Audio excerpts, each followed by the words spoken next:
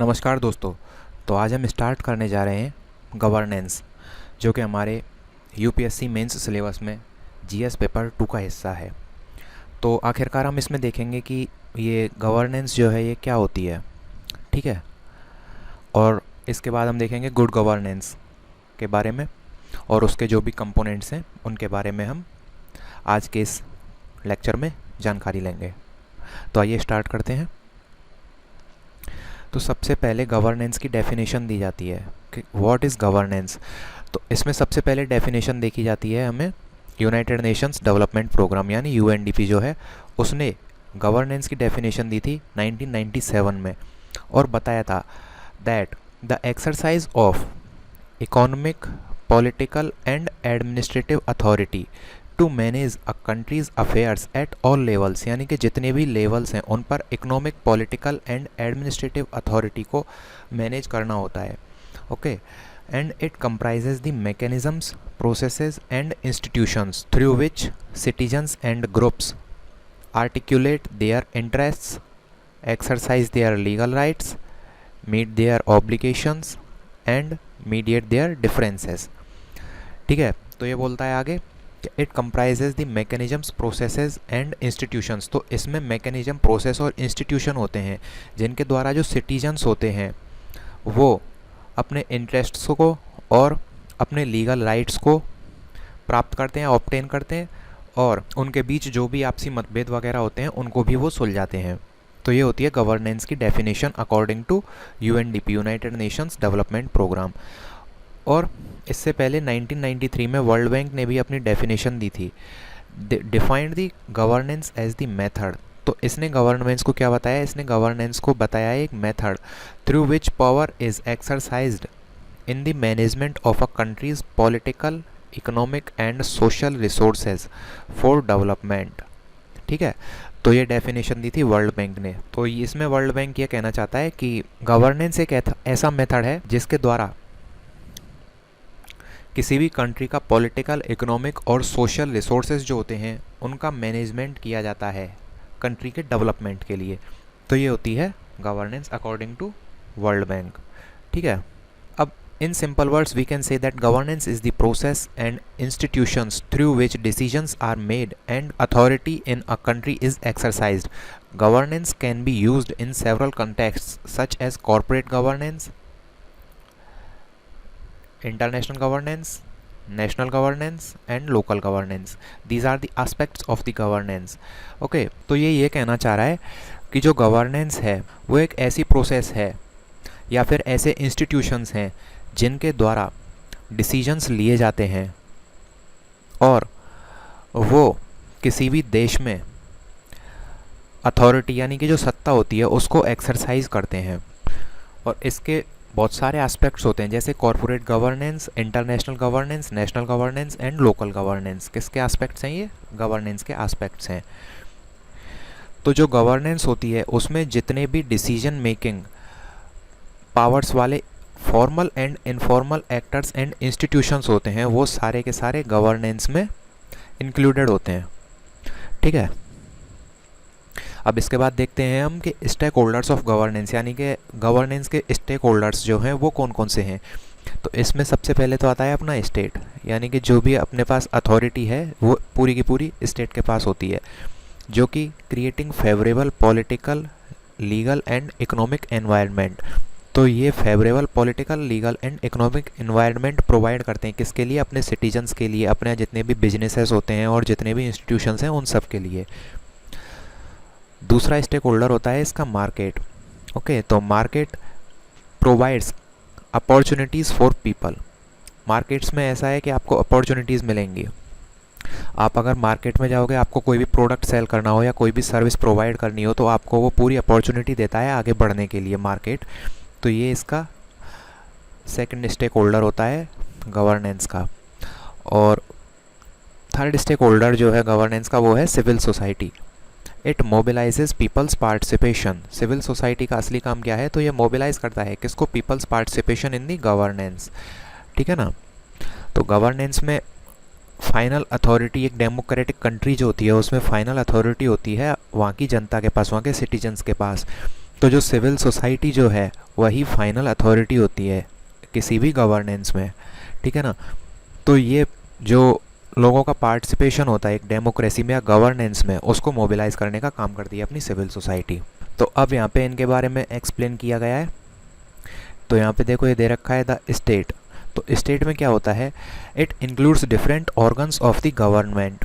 तो गवर्नमेंट के जो डिफरेंट ऑर्गन्स होते हैं, आप लोगों ने पॉलिटी में पढ़ा ही होगा कि legislature, judiciary and executive, these are the organs of the government in any democratic nation, ठीक है।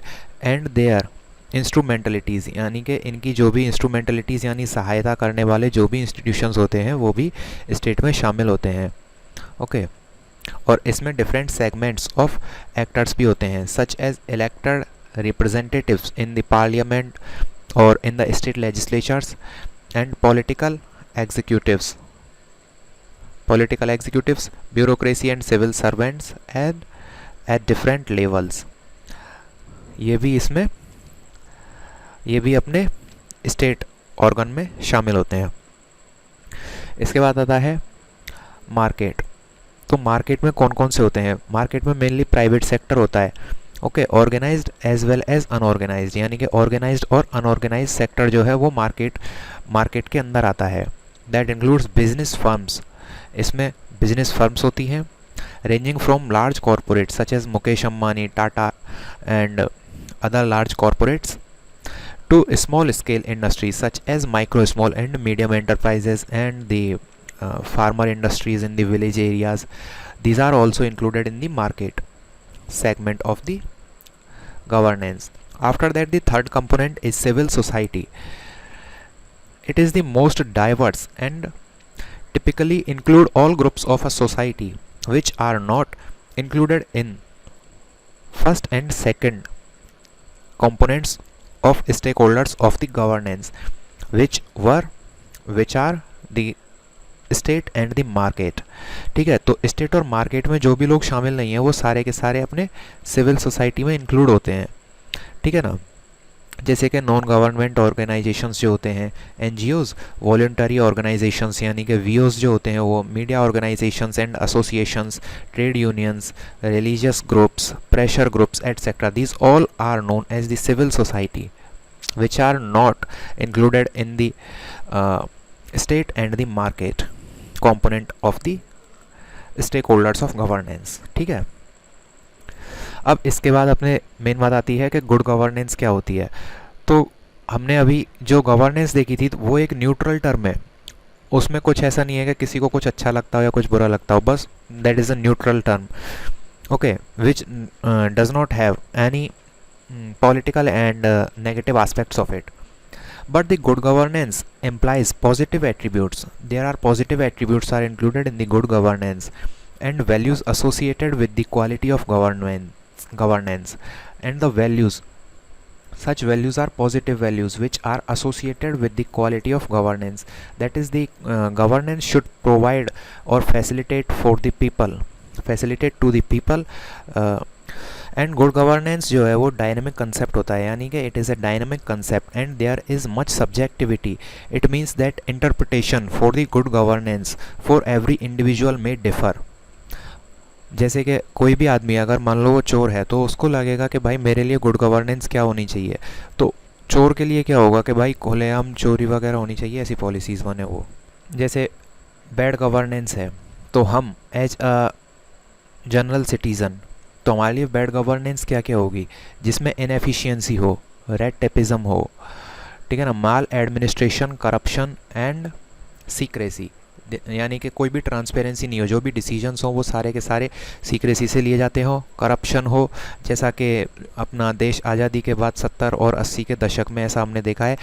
और माल एडमिनिस्ट्रेशन यानी कि जो भी एडमिनिस्ट्रेशन है उसमें बहुत ज़्यादा करप्शन तो है ही है, उसके साथ वो लोग कोई भी काम नहीं करते हैं और जो भी उनकी पॉलिसीज़ इम्प्लीमेंटेशन वगैरह हैं उन सारे के सारे में प्रॉब्लम्स क्रिएट करते हैं. रेड टेपिज्म, हर काम में जानबूझकर देरी करना, यानी कि ये जो हायरार्की होती है ना अपने एडमिनिस्ट्रेटिव सिस्टम में, तो इसमें क्या होता है कि हर फाइल एक प्रॉपर चैनल के थ्रू पास होती है, ठीक है, तो इसकी वजह से बहुत ज़्यादा देरी होती है और जितने भी प्रोजेक्ट्स वगैरह होते हैं उनमें इसके कारण डिले होता है. तो ये रेड टेपिज्म भी है, ये भी बैड गवर्नेंस का एक सिंबल है, या फिर बोल सकते हैं कि कंपोनेंट है।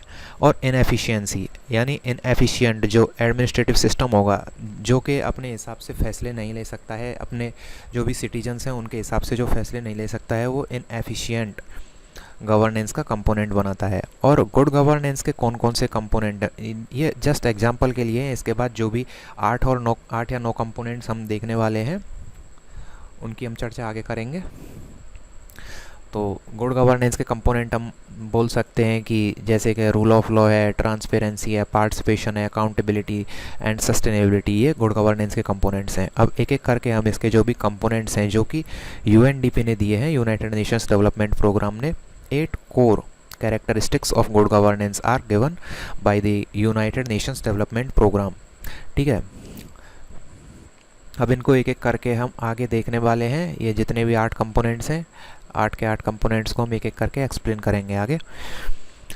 तो सबसे पहला देखो कंपोनेंट आता है पार्टिसिपेटरी, कि गवर्नेंस जो है उसमें पीपल्स पार्टिसिपेशन होना चाहिए, यानी कि participation of all sections of society is cornerstone of good governance. यानी कि जब तक सारे के सारे सोसाइटी में जो भी लोग हैं उनका पार्टिसिपेशन नहीं होगा गवर्नेंस के अंदर, जो मान लो आप जो संसद में चुन के भेजते हो, जितने भी पार्लियामेंट में आप जितने भी एमपीज़ हैं उनको आप चुन के भेजते हो, तो अगर मान लो वो किसी एक ही सेक्शन के या फिर एक ही स्टेट के होंगे तो बाकी के जितने भी लोग होंगे उनके लिए पॉलिसीज़ नहीं बन पाएंगी। तो सारे के सारे लोगों का रिप्रेजेंटेशन हमें वहाँ पे देखना होता है। तो इसका मतलब यही है कि पार्टिसिपेटरी गवर्नेंस होनी चाहिए।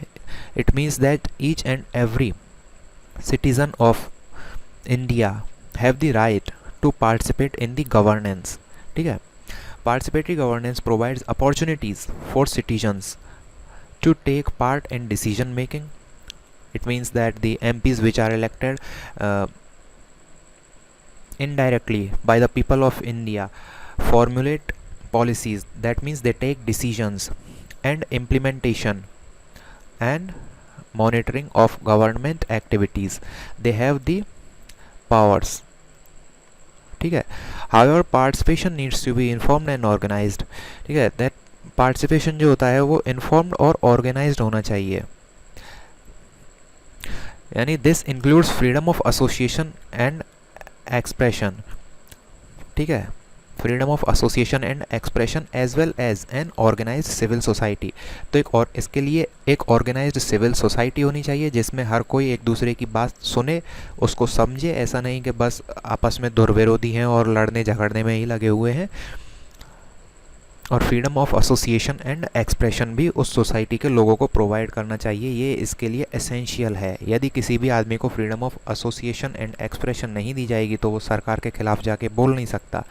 इससे कहीं ना कहीं जो गुड गवर्नेंस है वो बैडली इफेक्ट होगी।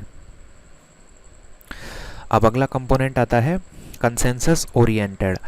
तो जितने भी लोग होते हैं वो हर फैसला कंसेंसस से लें। तो इंडियन कॉन्स्टिट्यूशन में देखो ये बात बताई गई है कि जितने भी फैसले होंगे वो कोई भी जो रूलिंग पार्टी है वो अपनी मनमर्जी से नहीं ले सकती। जितने भी एमपीज चुन के आते हैं वो सारे के सारे लोग कंसेंसस से, यानी कि जो लगभग नॉर्मल बिल्स होते हैं उनको 50% 50% एमपीज का समर्थन प्राप्त होना चाहिए, और कुछ बिल्स होते हैं जिनमें 2/3 वोटिंग की आवश्यकता भी होती है। ठीक है ना, तो ये होता है कंसेंसस ओरिएंटेड। यानी कि good governance requires mediation of different interests in society to reach a broad consensus on what is in the best interest of the whole community. ठीक है, तो इस कंसेंसस किस चीज़ के लिए चाहिए कि हमारी जो कंट्री है, होल कम्युनिटी जो है, होल कम्युनिटी उसके बेस्ट इंटरेस्ट्स क्या क्या हैं उनके लिए कंसेंसस होना चाहिए, और उन इंटरेस्ट्स को कैसे अचीव किया जाए इन दोनों चीज़ों के बारे में हमें कंसेंसस चाहिए। ठीक है ना, इन दोनों चीज़ों के बारे में कंसेंसस होना चाहिए। It also requires a broad and long term perspective on what is needed for sustainable human development. ठीक है ना, तो इसमें एक broad and long term perspective की ज़रूरत होती है जो कि बोलता है कि what is needed for sustainable human development, यानी कि सस्टेनेबल ह्यूमन डेवलपमेंट के लिए हमें क्या क्या करना चाहिए और इस तरह के जो डेवलपमेंट है उसके गोल्स को हम कैसे अचीव करें, उसके बारे में कंसेंसस होना चाहिए। तो ये होती है कंसेंसस ओरिएंटेड गवर्नेंस। ठीक है, इसके बाद अगला कंपोनेंट आता है transparent. The transparency is an essential part of the good governance. Without transparency there is nothing. अगर मान लो सरकार की पॉलिसीज़ में ट्रांसपेरेंसी नहीं हो, जैसे recently the education policy is released by the government and what if the government take decision deliberately without considering the suggestions and advices of the people of India, then what will happen? there will there will be no transparency. ठीक है ना? It means that some sections of the society would not be satisfied by the deliberate decisions of the government ठीक है, तो transparent का देखते हैं हम. Transparency means decision taking and their enforcement are done in a manner that follows rules and regulations. तो rules and regulations which are formulated by the constitution and laws made by the parliament, these are taken into consideration while enforcing the decisions of the government. ठीक है. It also means that information is freely available. Information, every information, such as Right to Information Act, is also brought in 2005. Okay, to provide the information of the government departments or government having its stake in any organization or company. They provide the information through RTI Act 2005 to the people of India. They can draw the information out from any of the departments of government of India.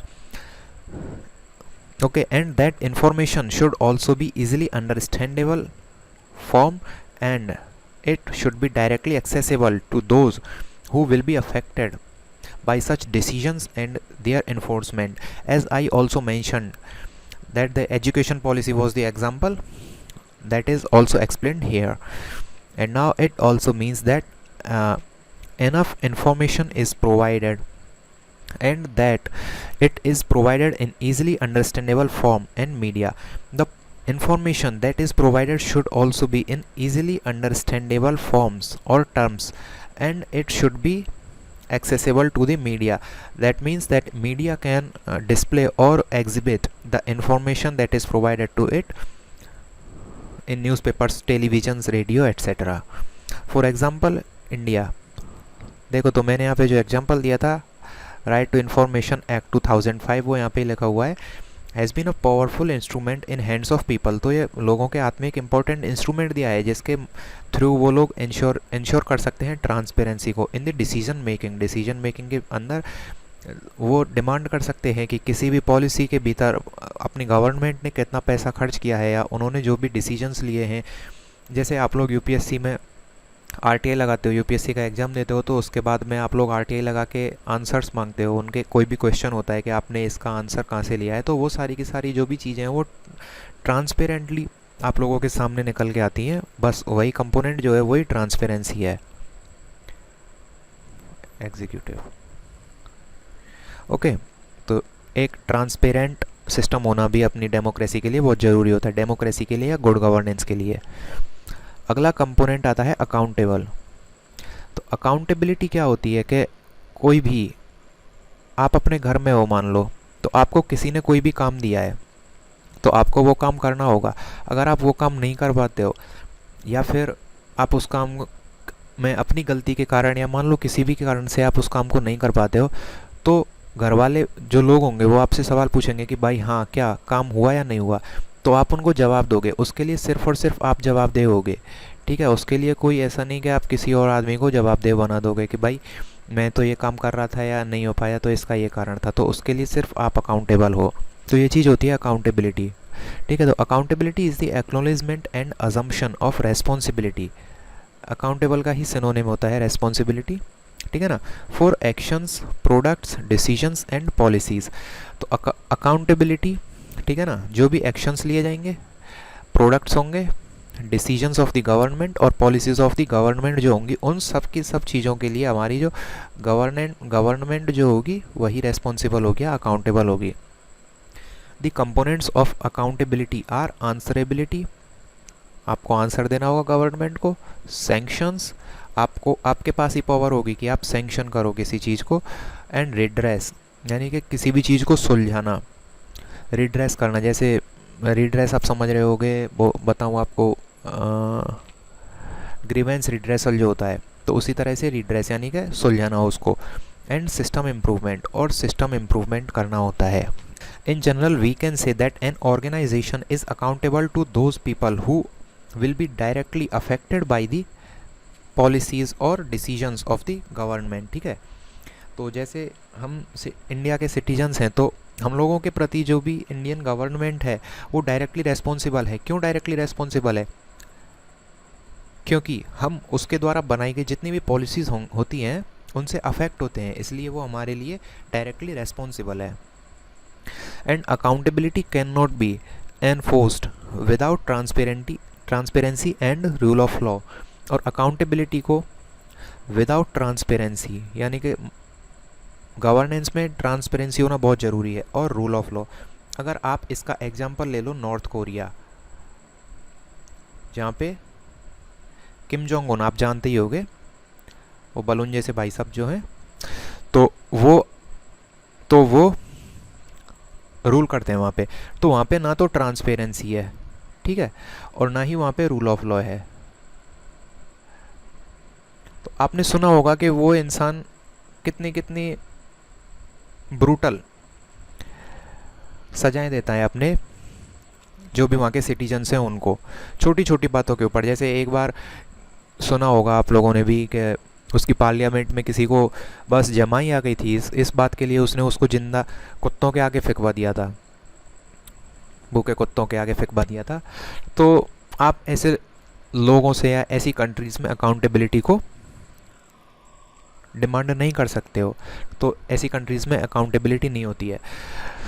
तो ये एक और good governance का component complete किया हमने। अब अगला component है रेस्पॉन्सिव। गुड गवर्नेंस में रेस्पॉन्सिवनेस होनी चाहिए। Good governance requires that institutions and processes try to serve all stakeholders within a reasonable time frame. यानी कि एक रीजनेबल टाइम फ्रेम, ऐसा नहीं कि आप कोई भी डॉक्यूमेंट लेके गए मान लो, तो वो लोग काम को अटका के रखते हैं, वो काम करते ही नहीं है, तो वो गुड गवर्नेंस के अंदर नहीं आता। भले ही हमारे इंडिया में ये आज भी चलता है, but that is not good governance, ठीक है ना। तो सर्व और stakeholders within a reasonable time. अब हर काम ऐसा तो है नहीं कि बस चुटकी बजाई और हो गया, उसको टाइम तो लगता ही लगता है, बट वो टाइम रीजनेबल होना चाहिए। ऐसा नहीं कि छोटे से काम में बस एक डॉक्यूमेंट बनवाने के लिए आपको महीने महीने तक घुमाते हैं वो, यानी कि रेड टेपिज्म वाली जो प्रॉब्लम है वो नहीं होनी चाहिए। यहाँ पे हर चीज़ में लेट लतीफ़ी नहीं होनी चाहिए, यहाँ पे हर काम जो है टाइम पे होना चाहिए, ठीक है। It redressal of citizen grievances, citizen orientation, citizen friendliness and timely delivery of services are key component of responsive governance. तो इसमें कुछ ऐसा बहुत बड़ी बात है नहीं। Responsive component of the good governance we have studied. And now the effective and efficient. Then good governance, it also has a characteristic that it should be effective and efficient. Good governance means that processes and institutions produce results into the optimum use of resources at their disposal. ठीक है, तो every country has resources which are scarce, or we can say that their amount is limited. Then how they should be used? The resources should be used in an efficient manner. That is, the amount required should be used only, and that also should be done in sustainable use. ठीक है, जैसे ऐसा नहीं कि मान लो हम अंधाधुंध infrastructure develop किए जा रहे हैं और सारा कुछ काम किए जा रहे हैं, तो ऐसा नहीं होना चाहिए कि हमारी जो नेक्स्ट जनरेशन्स हैं उनके लिए वो रिसोर्स बचे ही नहीं। तो ऐसा भी हमें डेवलपमेंट मॉडल नहीं अपनाना चाहिए, ठीक है ना। जितने भी रिसोर्सेज होते हैं उनका सस्टेनेबल यूज़ करना होता है और प्रोटेक्शन करना होता है हमें अपने एनवायरनमेंट का। जैसे मान लीजिए आज हमें इंडस्ट्रियल डेवलपमेंट के लिए बहुत ज़्यादा पानी की ज़रूरत होती है, तो हम ऐसा नहीं कि जो वाटर लेवल है वो भले ही कितना भी नीचे चला जाए, earth water level, ground water level, but हम उसको एक्सट्रैक्ट करते रहें, तो ऐसा नहीं होना चाहिए। ये गवर्नेंस पॉलिसीज़ जो हैं ये गुड गवर्नेंस पॉलिसीज़ में नहीं आती है, हमें सस्टेनेबल यूज़ करना चाहिए। अब इसके बाद अगला कंपोनेंट आता है इक्विटेबल एंड इंक्लूसिव। तो इसमें है a society's well being depends on ensuring that all its members feel they have a stake in it. ऐसा नहीं कि कोई भी कम्युनिटी या कोई भी आदमी ऐसा हो जिसको ये लगे कि मेरा स्टेक जो है, कि मेरा पार्टिसिपेशन इस कंट्री के गवर्नेंस में कुछ भी नहीं है, और उसको ऐसा भी नहीं लगना चाहिए कि I am excluded from the main stream of the society. Okay, तो ये भी इसका इक्विटेबिलिटी का कंसेप्ट आ जाता है यहाँ पे। And inclusiveness means that all groups particularly the most vulnerable and the minorities have opportunities to improve or maintain their well-being, that is inclusive। जैसे कि महिलाएं और बच्चे जो होती हैं तो उनकी भी ग्रोथ हमें इंश्योर करनी होती है, तो बस ये वही बात है, इंक्लूसिवनेस यहीं से आती है। जैसे कि बच्चे, महिला, वृद्ध, बुजुर्ग, माइनॉरिटीज़, जितने भी सेक्शंस हैं सोसाइटी के, उन सभी को साथ लेके चलना होता है गुड गवर्नेंस में। जितनी भी पॉलिसीज़ हैं वो ऐसा नहीं कि आप बस मेजॉरिटी के हिसाब से चलते रहो, जितनी भी माइनॉरिटीज़ हैं और वीकर और वल्नरेबल सेक्शंस हैं उन सभी के हिसाब से भी आपको चलना होता है। ये होता है equitable and inclusive governance, component of the good governance. अब आते हैं अगला बहुत ही important, rule of law, that is also a component of the good governance. Good governance requires fair legal framework and that are enforced impartially. The fair legal framework should be there, and it should also be enforced impartially. There should be no partiality. We can say that if any law that is formulated by the government but it serves any particular section of the society, then it is not a component of the good governance. There should be a fair legal framework that is equitable, inclusive, okay, as well, and it should also be enforced impartially. It means that there should be no partiality with any section or any person of the. It also requires full protection of human rights. Human rights should be protected, particularly those of minorities के and vulnerable sections जो होते हैं उनके हमें rights को protect करना होता है। A independent judiciary and impartial and incorruptible police force is sine qua non. It means that it is essential। एक इम्पार्शियल जुडिशरी और इम्पार्शियल एंड इनकरप्टिबल पुलिस फोर्स जो है वो रूल ऑफ लॉ के लिए एसेंशियल होती है। इंडिपेंडेंट जुडिशरी क्या करती है, तो ये करती है रिव्यू किस चीज़ को, जो भी पॉलिसीज़ बनाई जाती हैं उनको, और पुलिस फोर्स जो है एनफोर्स करती है किस चीज़ को, रूल ऑफ लॉ को। ठीक है, तो ये 8 के 8 जो कंपोनेंट्स थे गुड गवर्नेंस के वो हमने पढ़ लिए। अब इसके बाद कुछ जगहों पे एक स्ट्रेटजिक विज़न नाम का 9th कंपोनेंट और बताया जाता है गुड गवर्नेंस का। ठीक है, तो ये गुड स्ट्रेटजिक विज़न जो है ये क्या है, a broad and long term perspective on good governance and human development is required. ठीक है, स्ट्रेटजिक का मतलब आप जानते ही होंगे, स्ट्रेटजी टू एनीथिंग। ठीक है ना। अब broad and long term perspective, तो एक broad and long term perspective जो होता है गुड गवर्नेंस के लिए वही स्ट्रेटजिक विजन है। जैसे कि अपना SDG है 2030 के लिए बनाया है हमने, ठीक है ना, तो ये स्ट्रेटजिक विजन ही है, लॉन्ग टर्म के लिए हमने गोल्स डिफाइन किए हैं इसमें, ठीक है ना। And good government development is required, तो ये जो लॉन्ग टर्म जो पर्सपेक्टिव्स होते हैं इनके लिए हमें historical, cultural and social complexities in which that perspective is grounded, these should also be understood।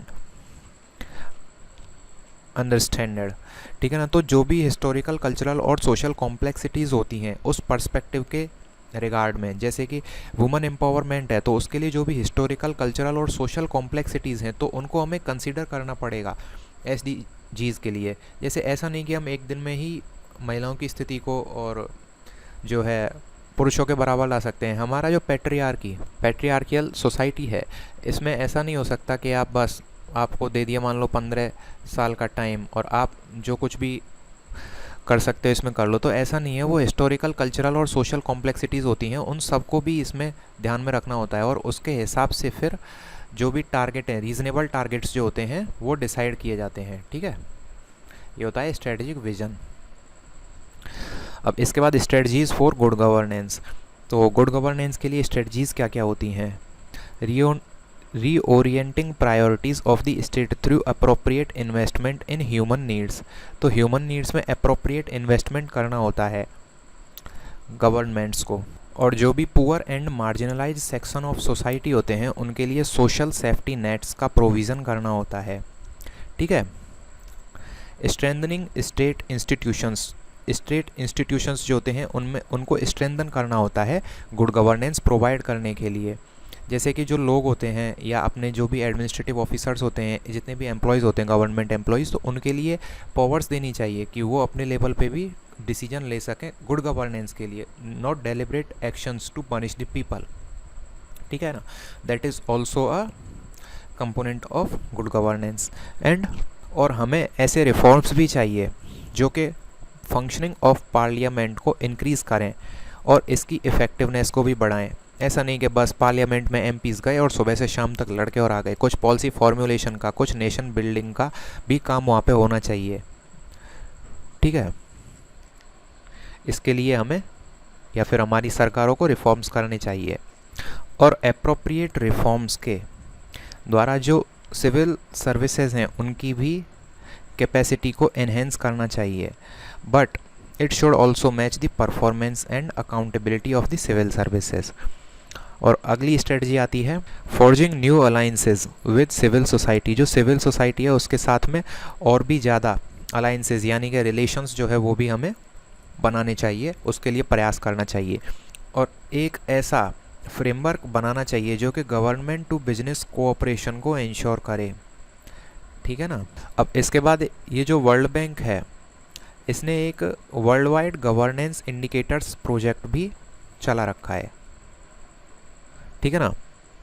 As mentioned above, world bank defines governance as the process and institutions by which authority in a country is exercised. Specially जो governance है वो क्या होती है? Governance is the process by which governments are selected, held accountable, monitored and replaced. That is governance. Governance is the capacity of governments to manage resources effectively or efficiently and to formulate, implement and enforce sound policies and regulations in the society, in any country. And governance is the respect of citizens and the state for the institutions that govern economic and social interactions among them। ठीक है ना। तो ये हमने पूरा आज का topic देखा गवर्नेंस के बारे में। Thank you very much.